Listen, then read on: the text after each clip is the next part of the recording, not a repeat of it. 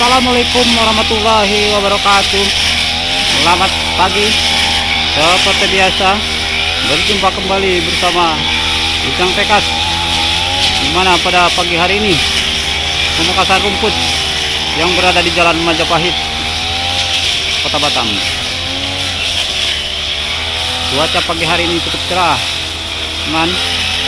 Dan pagi hari ini menggunakan mata pisau pemotongannya, dikarenakan lebat rumputnya ini.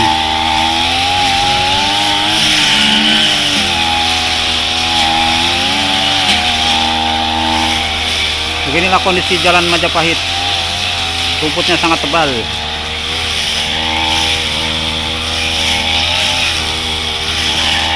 Terima kasih yang selalu setia menonton video potong rumputnya.